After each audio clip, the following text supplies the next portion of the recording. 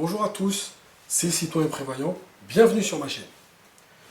Alors aujourd'hui, je vais vous parler du concept de BAD, le faire seul ou à plusieurs.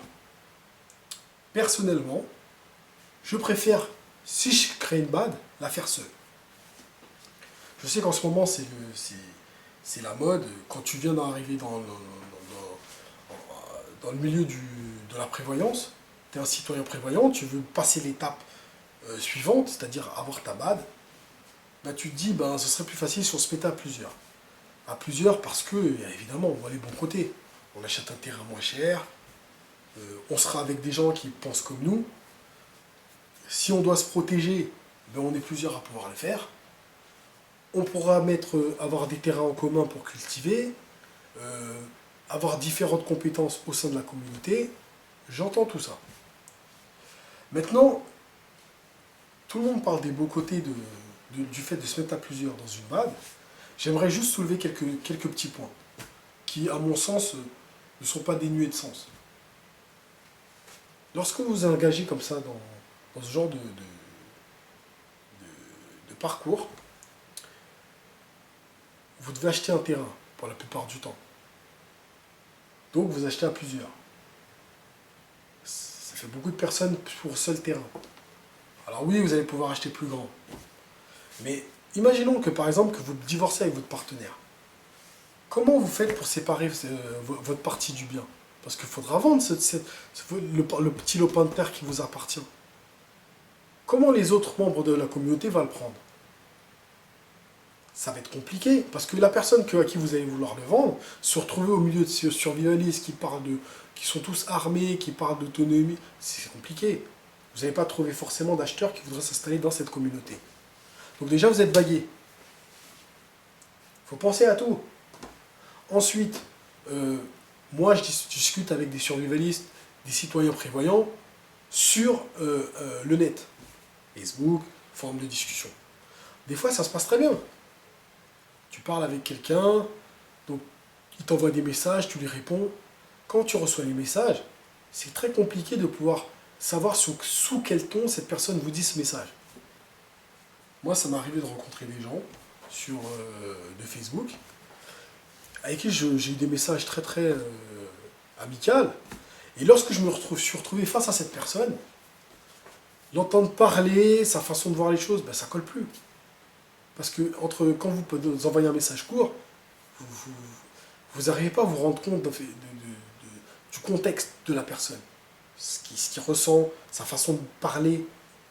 Ben, quand vous vous retrouvez face à lui, c'est autre chose. Et en même temps, lorsque vous allez choisir les personnes qui vont intégrer votre BAD, comment être sûr que cette personne est fiable? Il y en a qui me disent, oui, mais on va faire un tri, pas de pédophile, pas de nanani, pas de criminel. Comment tu vas faire pour le savoir? Tu vas lui demander son casier judiciaire? Tu vas pas demander un casier judiciaire à un mec. Surtout si c'est un mec qui est sur le forum, il va pas te le donner. Mais même s'il n'a pas de casier judiciaire, tu sais pas ses instincts profonds. C'est prendre des risques. C'est prendre aussi les risques qu'un des leaders qui soit déclaré dans cette BAD en question décide pour tout le monde, par la suite. S'il y a un contexte d'effondrement, et que du coup le mec qui a tout pouvoir décide de dire, bon ben toi, je veux ça, toi, tu vas te mettre à faire du potager, toi, tu vas venir, tu vas me servir. Tu sais pas comment ça peut dégénérer. Ça peut finir très bien comme, pour ceux qui sont un peu plus anciens, la secte de Waco. Je ne sais pas si vous connaissez cette histoire. Ça s'est passé en 94, j'étais jeune, hein, mais je m'en rappelle encore. C'est une communauté qui se sont regroupés autour d'un gourou. Ils étaient survivalistes, les mecs. Ils étaient autonomes au niveau de l'énergie, de l'alimentation, de l'eau. Ils se sont mis en communauté, ils étaient à peu près une centaine. Alors c'était bien au début, ils chantaient, ils se mettaient bien. Ils étaient autonomes, loin de la population, loin du monde extérieur. Le problème, c'est qu'à un moment donné, le leader a pété les plombs complets, et qu'est-ce qu'il a fait? Il a commencé à se dire, bon, ben, le bon Dieu, il m'a parlé, toi, tu seras plus là avec lui, mais tu vas te mettre avec un tel. Donc, il a pris les femmes de tout le monde et les a mis avec les maris, avec un autre mari. Et lui s'est fait un harem, avec les enfants, des personnes qui l'ont suivi, et avec les femmes de ses fidèles.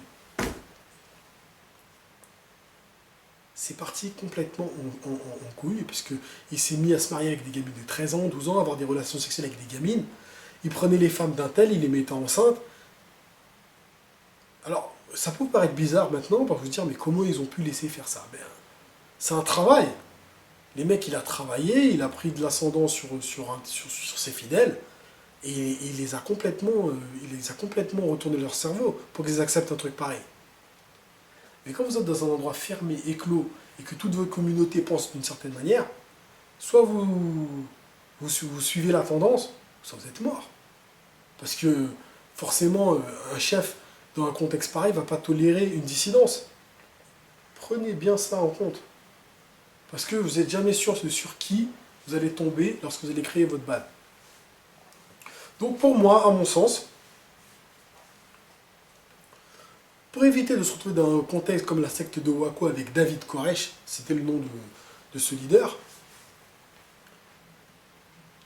il est préférable de se mettre seul. À mon sens. Ou alors, accepter des gens de sa propre famille. Et ça ne va pas être évident.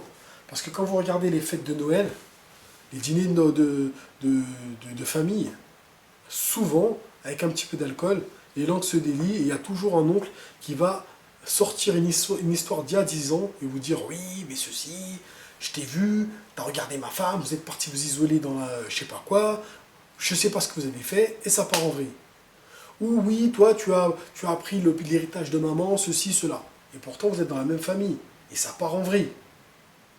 Hein, vous avez tous été témoins plus ou moins dans des repas de famille que les gens se parlent plus, s'explosent. Parce que il y a des conflits, déjà dans la même famille. Imaginez-vous avec des gens que vous connaissez peu.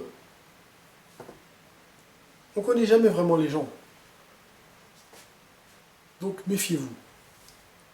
Et pour ma part, comme je l'ai déjà dit, si je me mets dans une balade, ce sera avec ma femme et mes enfants. Et si je dois acquérir des gens, ce sera ma famille proche. Frères, sœurs, mari et leurs maris et leurs femmes, et mes parents, point barre.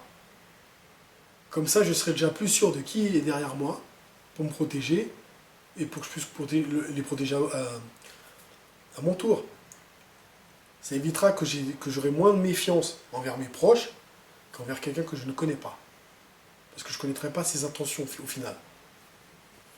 Donc voilà, je vous conseille de réfléchir à la question avant de vous engager, parce que je sais qu'il y en a beaucoup qui se laissent porter par la tendance. Ils veulent investir, ils veulent acheter un terrain à plusieurs, ils veulent construire à plusieurs. Réfléchissez bien. Prenez en compte ce que je vous ai dit. J'ai peut-être oublié des paramètres, mais oui, bien sûr, à plusieurs, pour se défendre, c'est mieux. Plus on a de bras pour travailler, c'est mieux. Oui, avec votre famille. Ou vraiment avec un ami ultra proche. Parce que même avec les amis, des fois, on a des surprises. D'accord? Donc, c'était ma réflexion sur le sujet. J'espère que ça vous a plu. Mettez-moi un petit pouce vert. Si ça ne vous a pas plu, un pouce rouge.